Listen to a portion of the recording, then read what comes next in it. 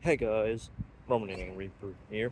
So yep, it's a Monday for a change. I'm about to head into the cinema to see Blink Twice, the directorial debut of Zoë Kravitz. Trailers look kind of interesting, and I have been hearing some fairly good reviews. So yeah, I'm definitely looking forward to going in and seeing what it's all about. Especially since Amazon MGM a few days ago, like literally last week, a few days before its release, put out a trigger warning regarding some of the content of the film. So I'm definitely kind of intrigued to see if it actually does like warrant that trigger warning. But to find out, I'm gonna head in, get my snacks, get my seat, and go see Blink Twice.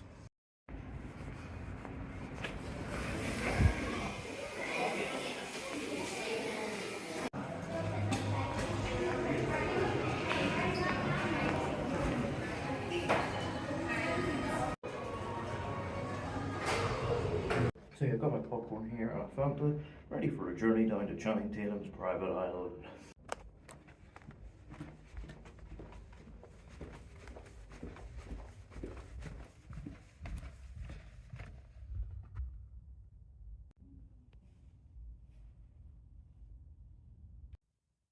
So yeah, Blink Twice. I'm back from seeing it.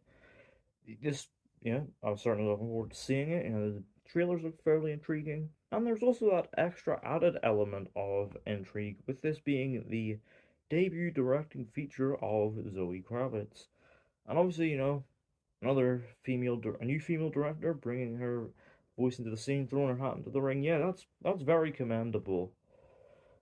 Obviously, yes, it is easier for major studios to take these kinds of gambles, when said female director has a, solid body of acting work behind her, and her dad happens to be Lenny Kravitz.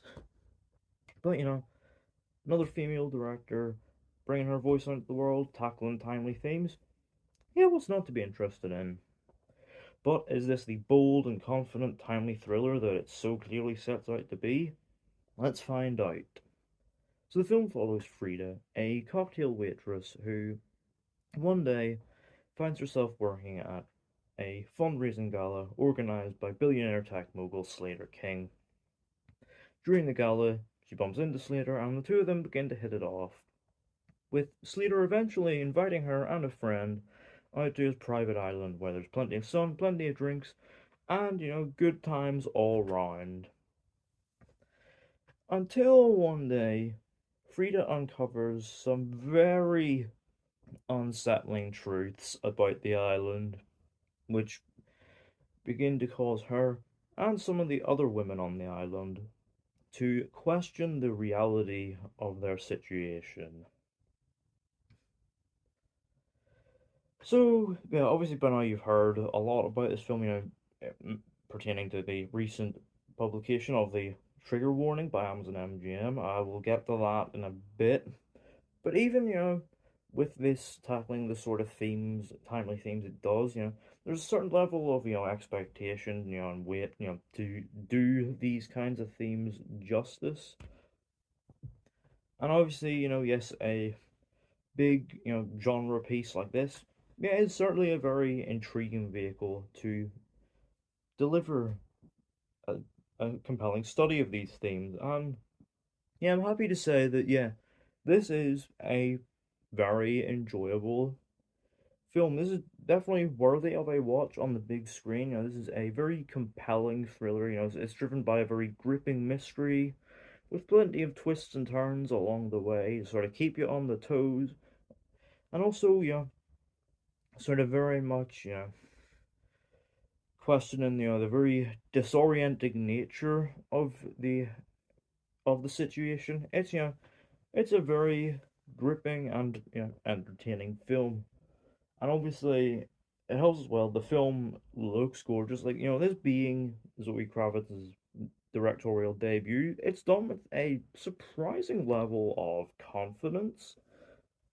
Like, obviously, there's some great production design and lighting, and, the cinematography overall is great. These locations are just, absolutely stunning anyway, and really lend themselves to, big screen films like this. And yeah, There's some really striking shot types in here, which, again, perfectly in service of the disorienting nature of this insane and very disturbing situation. And there's even some excellent sound design in here, like seriously worthy of a big screen watch here. Like seriously, from a technical perspective, it's damn near perfect, and it shows a level of confidence early on in her directing career that bodes well for future efforts. But it's obviously not just all style, no substance. Like there is actually a lot of meat here to chew on. Obviously, regarding its thematic exploration, and yeah, while certainly it does take a bit to get going on this front, once we sort of get into the gala and we head off to the island, it very much sort of begins to find its footing.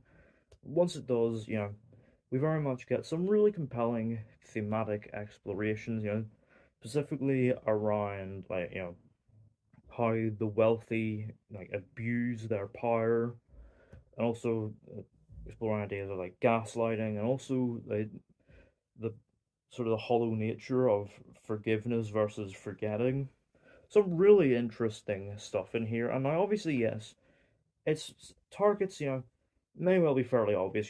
It's not exactly subtle about what it's going for here, but its bluntness almost feels entirely to the point. And it uses that to really hit its targets hard.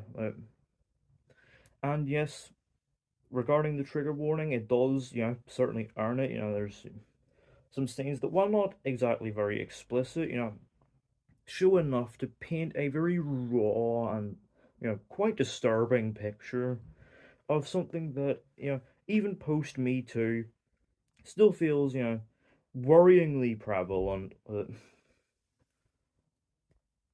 And obviously, yes, this is sold wonderfully by an excellent set of performances. Naomi Aki does a great job as Frida. This sort of paranoia pertaining to her situation. She does an excellent job, and she's joined by a surprisingly stacked ensemble on this island. You've got the likes of like Adria Arjona, Kyle MacLachlan, Christian Slater, Simon Rex, Haley Joel Osment, and then they are all really, really good. But goddamn, Channing Tatum, man, yeah, career best stuff for him. Like Slater King is always starts out exactly how you'd expect him to be, a very charismatic public figure. But as the film progresses, you sort of begin to see a side of him. He's this, proper like sleazeball man, and genuinely quite menacing. Like there are particular points of acting from him towards the end that genuinely had me on the edge of my seat. He is so good here. Yeah, this is his best performance I have seen from him. It is just he is excellent, and this sort of menacing, disturbing presence that Tatum emits really carries the film into its final act with some real shocking twists and reveals, and some really like hard hitting and disturbing imagery. It is genuinely edge of your seat gripping stuff, absolutely fantastic. And I will admit the actual like ending itself is maybe a little bit confusing, sort of out of left field. Like I think I sort of understand what it's going for, but it does feel like a sort of left field turn from everything the film had built up to that point. But overall, I did very much leave this, having had a good time and having enjoyed it. And yeah, overall, blink twice out of 10, I'm going to give this a 7.5. So yeah, let me know down in the comments. Have you seen Blink twice? What did you think of it? What did you think of its sort of thematic exploration? Without getting into spoilers, obviously. And do you think it earned that trigger warning? And are you looking forward to seeing what Zoe Kravitz does next as a director? Let me know all that down in the comments. Don't forget to hit the thumbs up button if you enjoyed. Don't forget to hit the subscribe button if you're new. And don't forget to turn on post notifications so you don't miss an upload.